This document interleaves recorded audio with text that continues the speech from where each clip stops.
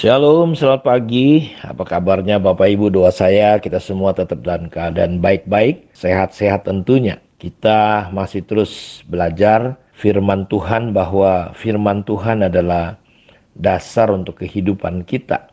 Di dalam kitab Yohanes pasal 15 ayat 4 sampai 5 atau mungkin sampai 7. Yohanes 15 adalah kisah di mana Yesus mengilustrasikan bahwa Bapa di surga adalah pengusaha dan Dia adalah pokok anggur dan kita adalah carangnya. Dalam ayat 4 dan 5, akulah pokok anggur dan kamulah ranting-rantingnya. Barang siapa tinggal di dalam aku dan aku di dalam dia, ia berbuah banyak, sebab di luar aku kamu tidak dapat berbuat apa-apa. Dalam ayat 7, tinggallah dalam aku dan firmanku tinggal di dalam kamu. Jadi yang dimaksud tidak bisa berbuat apa-apa. Jadi jelas kita tidak berdaya, kita tidak bisa berbuat apa-apa kalau kita tidak tinggal di dalam Tuhan. Hari-hari ini kita perlu fokus di mana kita perlu tinggal di dalam Dia, di dalam Yesus. Pokok anggur. Pokok itu bicara tentang sumber, bicara tentang kehidupan, dan Dia adalah pokok kehidupan kita, dan kita hanya perlu tinggal. Dan buktinya apa? Ketika saudara tinggal, kita bisa berbuah. Kita bisa berbuat sesuatu yang Tuhan inginkan. Dan yang dimaksud bahwa kita tidak bisa berbuat apa-apa adalah kita tidak bisa melakukan perbuatan baik dengan kualitas surgawi. Jadi perbuatan baik ini, hal yang kita lakukan bukan perbuatan baik dengan kualitas manusia, tetapi hal-hal yang kita lakukan dengan kualitas ilahi. Mata Tuhan, kualitas terhadap manusia berdosa itu nggak masuk hitungan. Karena itu manusia itu dikatakan semua kebaikan manusia itu cuma seperti kayak kain lara, kain lap. Jadi sebaik apapun perbuatan manusia, tanpa Kristus itu adalah sia-sia. Karena itu penting sekali kita benar-benar masuk di dalam kehidupan Tuhan. Ini yang tinggal di dalam Tuhan itu ada persekutuan, ada hubungan, ada worship, ada penyembahan, ada penyatuan. Sehingga kualitas ilahi, hal-hal yang ilahi ada di dalam hidup kita. Dan kita perlu mengalirkan kehidupan Tuhan itu dari dalam hidup kita itu. Bukankah firman Tuhan berkata, jika engkau percaya kepadaku, dalam Yohanes 7 itu ayat 37-38. Jika engkau percaya kepadaku, maka dari dalam orang itu akan mengalir, bukan perbuatan kita. Makanya seringkali perbuatan kita terbatas, kasih kita terbatas. Banyak kali kita ikut Tuhan, kasih yang mengalir masih kasih manusia, sehingga kadang kita berhenti. Kita tetap kecewa, kita tetap terbatas, kita tetap marah, kita tetap ada batasnya. Sehingga ada kata-kata, mau berapa lama Pak kita sabar sama orang ini? Kalau dia nggak berubah juga. Tidak, saudaraku, mengasihi perbuatan yang ada di dalam diri kita, Tuhan yang ada dalam diri kita perlu dialirkan. Dan penghalangnya tentu adalah pemahaman, pemikiran, jiwa kita. Jadi Roh Kudus yang kita percayai, di mana kita lahir baru, itu harusnya mengalir. Dia harusnya semakin membesar dalam hidup kita. Karena buah itu, jikalau kamu tinggal di dalam aku dan aku di dalam kamu, firmanku tinggal di dalam kamu.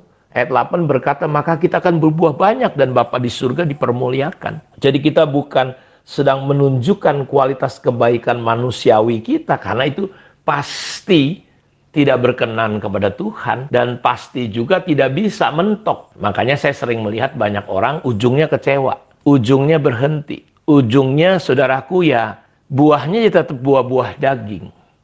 Karena itu saya mau ajak kita hari ini untuk fokus membiarkan Kristus. Firman Tuhan perlu mendapatkan tempat. Firmanku tinggal di dalam kamu. Pertanyaannya, apakah firman itu tinggal di perasaan kita, di pikiran kita, sampai menguasai kita? Kita perlu mempraktekkan ini. Karena itu hari-hari ini kita perlu terus membangun, mengizinkan firman Tuhan itu jangan sampai hanya sekedar kita ucapkan, katakan, tapi betul-betul kita hidupi sampai firman itu mempengaruhi perasaan kita. Karena kalau enggak ya kita cuma jadi seperti orang yang mendengar saja, seperti orang yang melihat ke kaca kelihatan wajahnya, setelah itu dia lupa, kata kitab Yakobus. Makanya kita disuruh menjadi pelaku. Coba kita lihat sebentar di dalam Yakobus pasal yang pertama, kita perlu menjadi pelaku. Hai saudara-saudara yang kukasih, ayat 19 pasal 1. Ingatlah ini, setiap orang hendaklah cepat untuk mendengar, tetapi lambat untuk berkata-kata dan juga lambat untuk marah. Sebab amarah manusia tidak mengerjakan kebenaran di hadapan Allah. Sebab itu buanglah segala sesuatu yang kotor dan kejahatan yang begitu banyak, dan terimalah dengan lemah lembut firman yang tertanam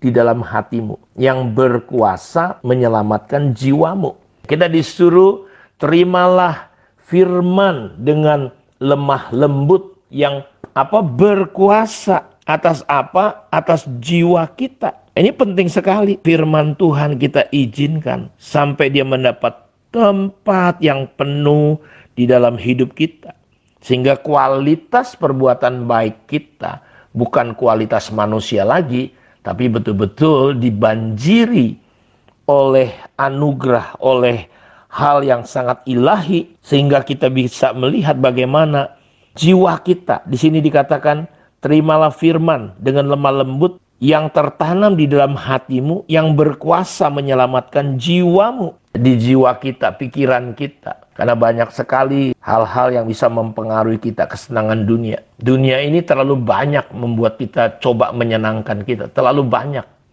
Bukan berarti orang Kristen tidak boleh menikmati rasa sukacita, senang. Bukan. Tapi dunia memang sudah terlalu banyak menawarkan itu. Tetapi hendaklah kamu menjadi pelaku firman, dan bukan hanya pendengar saja.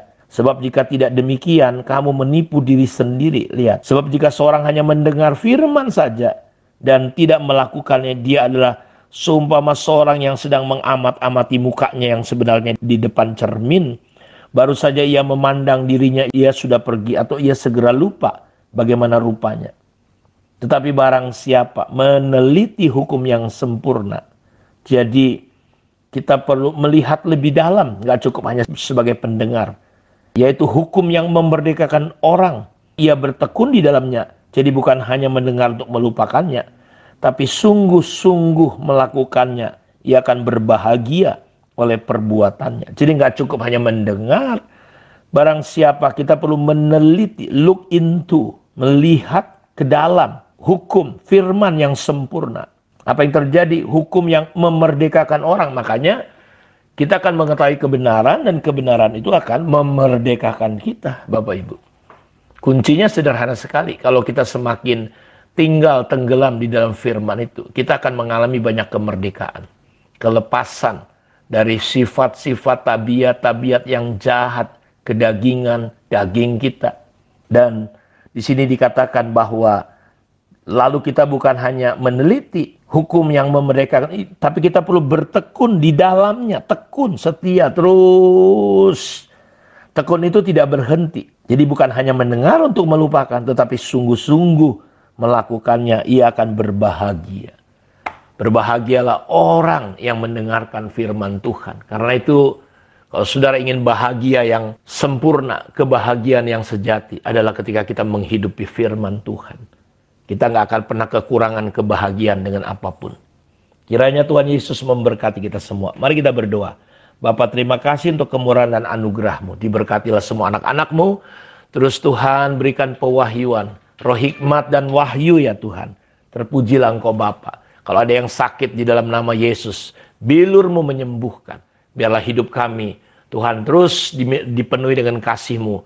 Bukan hanya untuk kami, tapi kami mulai belajar untuk mengasihi orang lain. Terpujilah Engkau Bapa, dalam nama Yesus kami berdoa. Amin. Tuhan memberkati kita semua. Shalom.